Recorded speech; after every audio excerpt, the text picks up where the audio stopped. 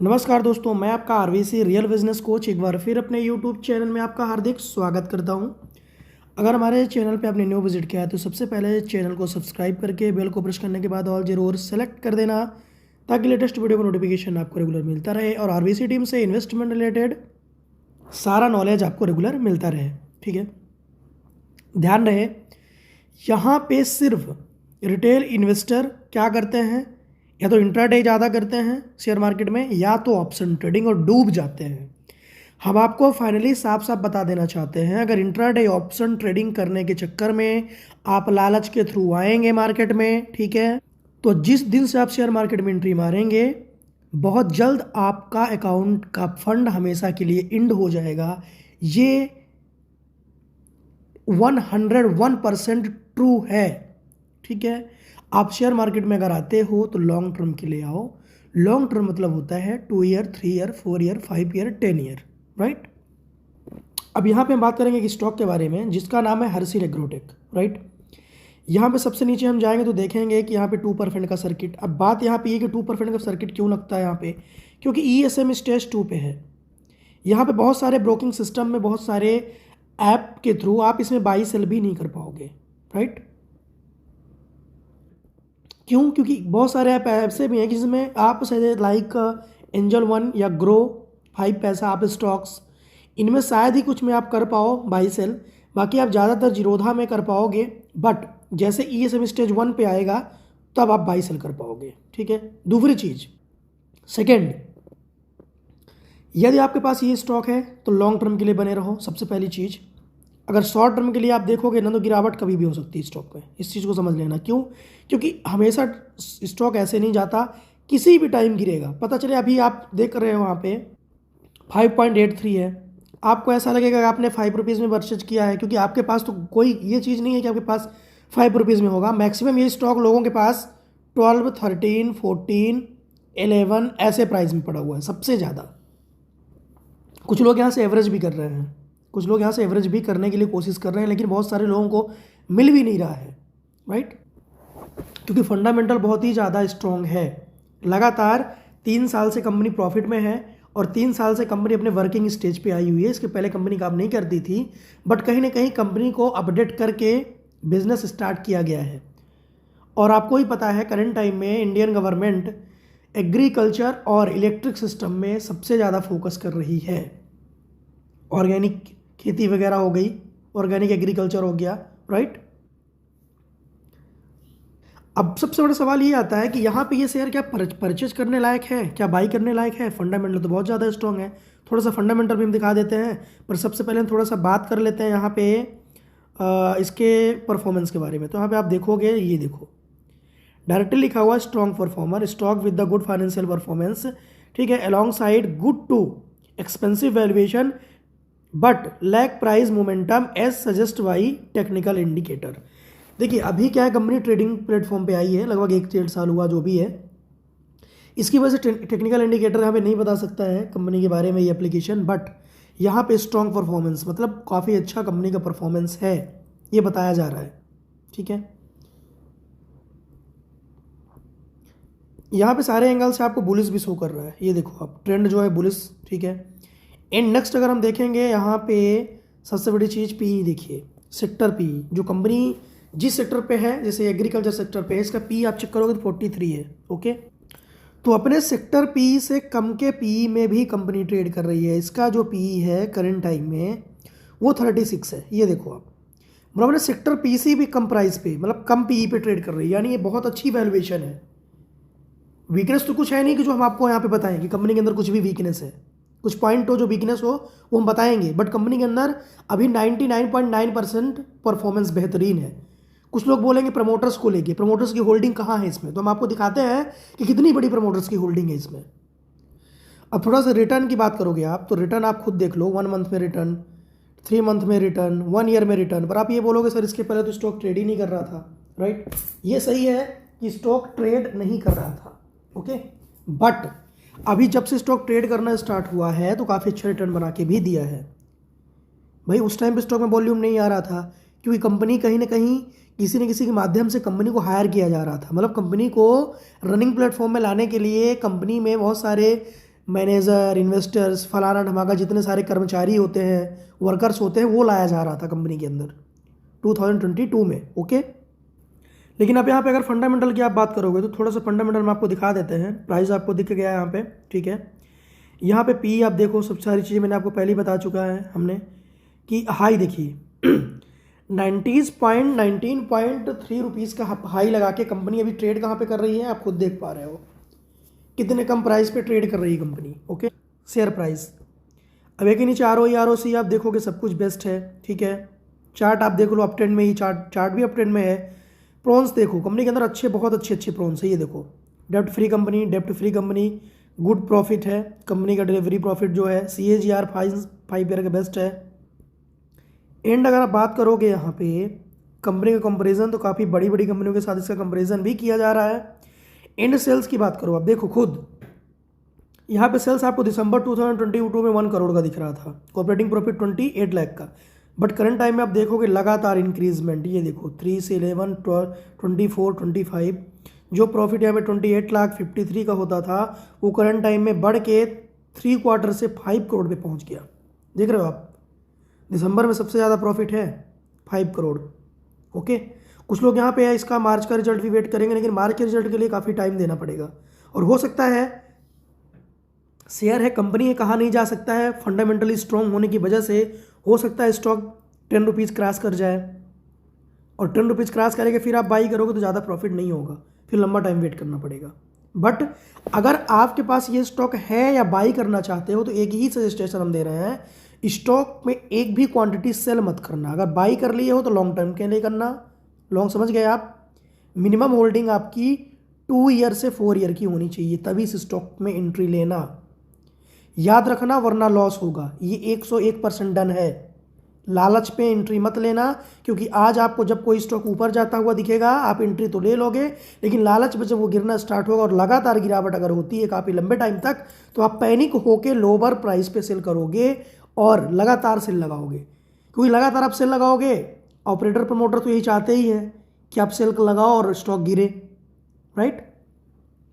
तो सिंपल सी बात, एक ही स्ट्रेटेजी है, अगर आपके पास स्टॉक है कोई भी, अगर हर्षिल स्टॉक के अलावा भी कोई भी है तो लॉन्ग टर्म के लिए एंट्री मारो, शॉर्ट टर्म के लिए एंट्री मत करना। और एंट्री क्रिए भी हो तो वेट कर लो किस प्राइस को चेज करने के लिए, 7.5 या 8।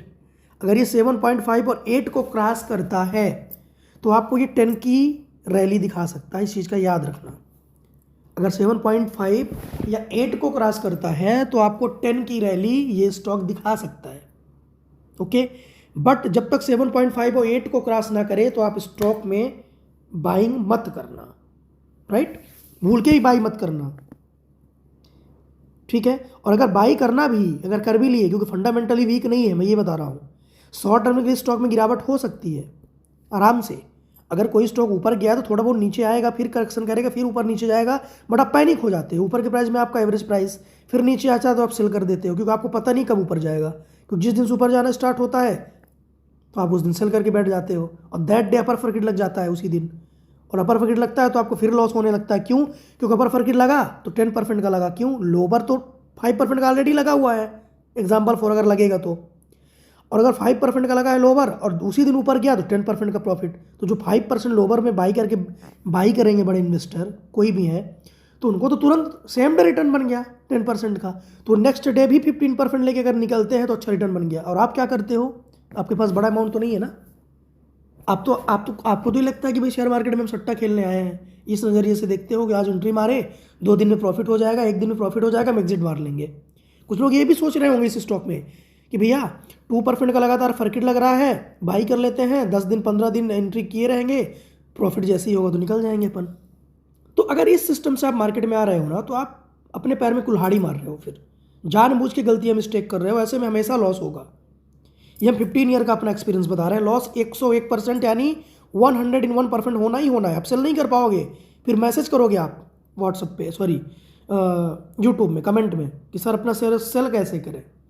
इसीलिए मना करना है, अगर आपके पास है, आप होल्ड नहीं रख सकते हो 2 साल के लिए, तो सेल करके भाग जाओ, फिर सेल करके निकल जाओ। लॉस हो रहा है फिर भी निकल जाओ, बट अगर लोअर सर्किट में फिर सेल लगाओगे, लोअर सर्किट लगने के बाद लगाओगे तो कोई मतलब नहीं निकलेगा, क्योंकि लोअर सर्किट लगेगा तो लगातार फिर लगेगा 8-10 दिन 15 दिन जो भी है लगातार लोअर सर्किट फिर लगेगा। अब यहाँ पे थोड़ी सी अगर हम बात कर लेते हैं, सबसे पहले वीडियो लास्ट तक वॉच करना, बहुत ही यहाँ पे खुल के और बहुत ही एक्सपीरियंस के साथ मैं आपको बता रहा हूँ। ओके, यहाँ पे जैसे आप नीचे आओगे लगातार इसका नेट प्रॉफिट इंक्रीजमेंट, ये देखो इंक्रीजमेंट। अब इसका मतलब ये नहीं है कि लगातार नेट प्रॉफिट इंक्रीजमेंट हो रहा है तो शेयर प्राइस भी लगातार ऊपर जाएगा, ऐसा थोड़ी है भाई। जो यहाँ पे एंट्री मारा है एग्जिट तो यहाँ पे करेगा, फिर वो वेट करेगा अपने इस प्राइस के लिए। क्यों? क्योंकि रिटेलर्स डरेंगे, डर के सेल करेंगे, सेल करते करते करते जब करते 10 के रुपए का स्टॉक को 5 रुपये में बेचना चाहेंगे, और 5 रुपये में फिर ऑपरेटर एंट्री मारेगा, बड़ा इन्वेस्टर एंट्री मारेगा, फिर वो लेके जाएगा थोड़ा सा ऊपर। तो शेयर मार्केट में यही चलता है। रिटेलर्स आप डरो, आप इसलिए डरो क्योंकि आप लालच के चक्कर में मार्केट में आए हो। आपको ये लगता है कि 2 दिन 4 दिन प्रॉफिट बना के हम निकल जाएंगे, पता चले आज आप एंट्री मारे हो, कल एग्जिट, कल ही सेल लग जाए। क्योंकि अभी तो ये नई कंपनी है, नई कंपनी मतलब अभी 2-3 साल हुआ है रन हुए। अब यहाँ से इनकी वैल्यूएशन कितनी हाई होती है ये आगे चल के पता चलेगा। इसीलिए बोल रहा हूँ आना मार्केट में तो सिर्फ लॉन्ग टर्म के लिए आना दोस्तों। आपका पैसा मेहनत का है, मेहनत का पैसा जब डूबेगा ना तब समझ में आएगा। तब फिर कान पकड़ के ना हजारों बात उठक बैठक करोगे, कसमें खाओगे, फिर दुनिया को बेवकूफ़ बोलोगे, फिर दूसरे पे लांछन लगाओगे फिर। और हाँ, कभी भी शेयर मार्केट में ना 10-20 हज़ार, 10,000, 20,000, 50,000 या 1 लाख रुपये से ज़्यादा इन्वेस्टमेंट मत करना। अपना रियल बिजनेस करिए और अपना जॉब करिए। अगर हाँ लॉन्ग टर्म इन्वेस्टर हैं आप, आपके पास बड़ा अमाउंट है, बड़ा फंड है, तो लॉन्ग टर्म के लिए इन्वेस्टमेंट करो। ये चीज़ मैं बोल रहा हूँ। शॉर्ट टर्म के लिए अपने पापा का पैसा है, अपनी मेहनत का पैसा लेके मत आना मार्केट में, और किसी भी स्टॉक्स में एंट्री मत मारना। गलती से एंट्री मार लिए, गिरने भी लगा स्टॉक तो सेल मत मारना। सेल भी मारना तो अप ट्रेंड में सेल मारना। डाउन प्राइस पे लिए हो तो थोड़ा भी अप जाए तो एग्जिट कर दो, अगर नहीं होल्ड कर सकते तो। ये फीड कर लो माइंड में, ठीक है। अब यहाँ पे आगे थोड़ा सा बढ़ते हैं तो देखते हैं हम ईयरली काफ़ी अच्छा ग्रोथ हो रहा है यहाँ पे 3 साल से, काफ़ी बेस्ट रिटर्न शो हो रहा है कंपनी के अंदर, सेल्स काफ़ी अच्छा जनरेट हो रहा है, ठीक है। एंड नेट प्रॉफिट की बात करें, नेट प्रॉफिट भी बहुत ही बेस्ट है। बैलेंस शीट की बात कर लें तो बैलेंस शीट भी आपको यहाँ पे शो करेगा, बहुत अच्छा बैलेंस शीट है कंपनी का। जो रिजर्व कंपनी का 10 करोड़ का है वो वहाँ पे बोरोविंग 1 करोड़ का है ओनली। गेस कर लो आप, ओनली फॉर 1 करोड़ का बोरोविंग्स है कंपनी के अंदर, ठीक है। रिजर्व कंपनी के अंदर बहुत ही बेस्ट है। तो कंपनी काम तो कर रही है, कंपनी बहुत ही अच्छा काम कर रही है, फंडामेंटल बहुत ही बेस्ट है। पैनी स्टॉक वाला फंडामेंटल है ही नहीं इसका। बट हमने क्या बताया, लॉन्ग टर्म के लिए शेयर मार्केट में पैसा वही बनाता है जो लॉन्ग टर्म के लिए आता है, और जो शॉर्ट टर्म के लिए आता है स्विंग ट्रेडिंग या इंट्राडे के लिए, वो 1-2 बार छोटा मोटा प्रॉफिट बनाता है और लंबा लॉस खाता है। फिर याद रखना, आप समझ नहीं पाओगे, स्टॉक गिर जाएगा, फिर सपने ही देखते रहना एग्जिट करने का। इसलिए बार बार बोल रहा हूँ, एंट्री मारना तो लॉन्ग टर्म के लिए मारना, वरना मत मारना, राइट। और दूसरी चीज़, 7.5 रुपये का ब्रेकआउट देने के बाद ही स्टॉक में एंट्री मारना, ये भी समझ लेना। क्योंकि ये रेसिडेंशियल एरिया है, इसका मतलब रेजिस्टेंस एरिया है, ओके। ये रेजिस्टेंस एरिया है 7.5, 7.5 क्रॉस करे तो फिर एंट्री डायरेक्ट ही मार दो, 10 का वेट करो फिर, ओके। एंड हम बात करेंगे इसके एसेट्स की, तो एसेट्स भी काफ़ी अच्छा है यहाँ पे आप देखोगे, ठीक है। अदर एसेट्स पे क्लिक कर लो थोड़ा सा, तो अदर एसेट्स में आपको इन्वेंट्री देखिए 15 करोड़ का, ट्रेड रिसीवेबल 20 करोड़ का, कैश इक्विपमेंट काफ़ी अच्छा है कंपनी के अंदर, ठीक है। अब कंपनी के अंदर तो कैश इक्विपमेंट काफ़ी अच्छा है, लेकिन एक चीज़ यहाँ पे देखने के लिए आपको क्या मिलेगा, कैश फ्लो नहीं है। कैश फ्लो तो ज़रूरी नहीं है किसी भी कंपनी में हो, कैश फ्लो तो वो अंदर का काम है कंपनी के, ठीक है। ROC ROE सब कुछ यहाँ पे पॉजिटिव। हाँ, अब प्रमोटर्स की हम थोड़ा सा बात करते हैं। अब आपको ये लगेगा कि प्रमोटर्स भाई 23 में 70% थे तो गायब कहाँ हो गए। 23 में ये कहाँ से, लास्ट में सितंबर में कहाँ से 5 और 0 हो गए। ये 0 नहीं हुआ है, डाइवर्सिफाई किया जाता है प्रमोटर्स द्वारा। जब किसी कंपनी को चलाने के लिए फंड कैपिटल की नीड होती है तो इनके द्वारा अपने स्टेक्स को डाइवर्सिफाई किया जाता है, ठीक है। वो डाइवर्सिफाई कैसे किया गया है यहाँ पे आप चेक कर लो, पब्लिक पे आप जाओगे तो आपको पूरा शो करेगा ये डाटा। जो आपकी इतनी बड़ी ये होल्डिंग्स दिख रही हैं, आप लगातार देखोगे नीचे में मैं स्क्रॉल कर रहा हूँ, आप खुद चेक कर लेना। जो इतनी बड़ी बड़ी होल्डिंग दिख रही है ना, इसमें आप 80% होल्डिंग पाओगे प्रमोटर्स की। कितनी? 80%। आप खुद स्क्रॉल करके नीचे चेक कर लेना, 80% प्रमोटर की होल्डिंग। कंपनी का फंडामेंटल बहुत ही ज़्यादा स्ट्रॉन्ग है, कोई वीकनेस नहीं है, याद रखना। बट हाँ, लॉन्ग टर्म के लिए। तो वीडियो पसंद आया तो लाइक सब्सक्राइब जरूर करना, बट जितनी बातें हम बोले इन्वेस्टमेंट के लिए वो सारी चीज़ें याद रखना। ओके।